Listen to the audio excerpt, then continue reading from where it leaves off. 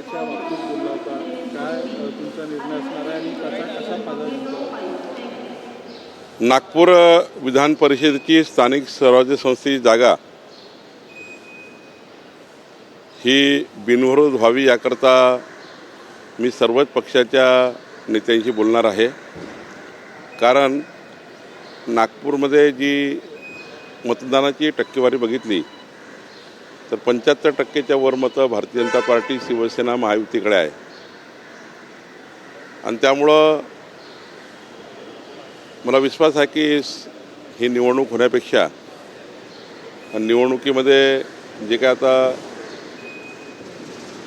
Petrol डिझेलची टंचाई आहे किंवा थोडी आपत्ती आहे याचा विचार करून मला वाटतं ही निवडणूक अनौपच व्हावी अशी विनंती मी सर्वांना करणार आहे. राज्यातील ज्या निवडणुका अनौपच होऊ शकतात त्याही अनौपच केल्या पाहिजे. त्याकरता पुढाकार घेणे आम्ही सर्वच पुढाकार घेणार आहोत.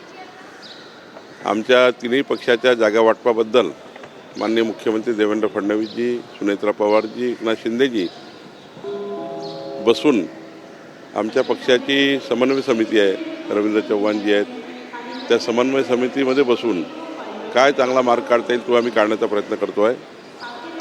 एकंदरीत निवडणुका बिनविरोध व्हाव्या हाच भूमिका आमची आहे.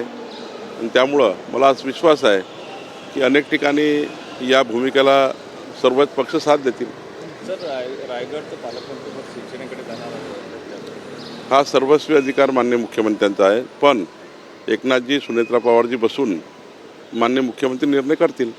राष्ट्रवादीमध्ये सगळं आलबेल नसल्याचं चित्र आहे. काही दिवसांमध्ये राष्ट्रवादीच्या अनेक नेत्यांनी मुख्यमंत्र्यांची भेट घेतलेली आहे. मुख्यमंत्री मध्यस्थी कसं आहे? मला वाटतं की मुख्यमंत्र्याला जे लोक किंवा जे नेते किंवा जे पदाधिकारी भेटतात, आमदार, खासदार, मंत्री, केवळ राजकीय विषय हा बोलत नसतात. त्यांचे मतदारसंघ आहेत, त्यांच्या भागातले प्रश्न आहेत. त्यामुळे पक्षीय प्रश्न हे त्यांच्याच बैठकीत बोलावं लागतं ज्या पक्षाचे आपण आहोत. पण युतीचा समन्वय असेल, काही गोष्टी असेल तेव्हा ते मुख्यमंत्र्याशी बोलतात. आमच्याही समन्वय समितीमध्ये चर्चा होते. मला वाटतं याच्यामध्ये काही आलबेल नाही आहे म्हणून भेटतात असं मला वाटत नाही.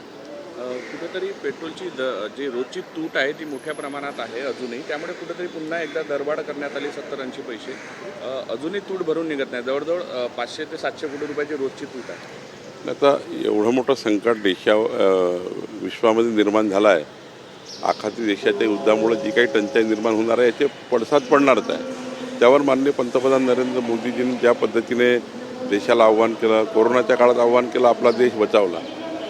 आता आव्हान केलं आपत्तीच्या काळामध्ये, मला वाटतं यातनं खूप फायदा होईल. तर मला असं वाटतं की जसं जसं पुढं जाऊ, जसे जसे लोक या ठिकाणी आव्हानाला स्वीकारतील, जसं जसं लोकांना या ठिकाणी माहीत पडेल की बाबा आपल्याला सर्वांना साथ द्यायची आहे, देशातल्या या महत्त्वाच्या मजबूतीला साथ द्यायची आहे. शेवटी देश टिकला तर आपण टिकू. त्यामुळं कोणतंही राजकारण न करता, कुणी या ठिकाणी राजकीय भावना व्यक्त न करता पंतप्रधान नरेंद्र मोदीजींनी देशहिताकरता, राष्ट्रहिताकरता जो सल्ला दिला आहे किंवा सूचना दिला आहे की निवेदन दिलं आहे, या ठिकाणी आवाहन केलं आहे, आपण सर्वांनी जर पाठबळ दिलं तर मला वाटतं यातनंही आपण बाहेर निघू. राज्यामध्ये ऑपरेशन टायगर सुरू असल्याची चर्चा आहे शिंदे गटाकडून. काय नाही, मला वाटतं कुठला ऑपरेशन टायगर वगैरे मला माहिती नाही. त्याबद्दलची माहिती मला नाही आहे. कॅबिनेट मंत्र्यांना कुठेतरी आज मंत्रिच्या बैठकीमध्ये उपस्थित राहण्यासाठी कधी कधी राहू शकते अशा कधी ज्यांचा ज्या मंत्र्याचा विषय नाही ते मंत्रीसुद्धा ऑनलाईन राहू शकतात किंवा ज्या मंत्र्याचा विषय असतात ते जातात कॅबिनेटला. आज माझा विषय आहे आणि त्यामुळं शेवटी काही मंत्र्यांना जावं लागेल, काही मंत्री ऑनलाईन राहतील. शेवटी मला असं वाटतं की हा प्रधानमंत्री मोदीजींनी जो बचतीचा निर्णय घेतलेला आहे त्यातने आपण हे करू शकतो. कोरोनाच्या काळातही ऑनलाईन बैठकी व्हायच्या. त्यामुळं याचा मोठा खर्च वाचतो, मोठी त्या ठिकाणी वाहतूक व्यवस्था या ठिकाणी खोळंबली जात नाही. शेवटी अनेक विषय आहेत. त्यामुळं मला वाटतं की काही मंत्री ऑनलाईन झाले तरी माननीय मुख्यमंत्री त्यांना परवानगी देतील. माननीय मुख्यमंत्र्यांनी परवानगी दिली असेल तर निश्चितपणे ऑनलाईन राहता येतो.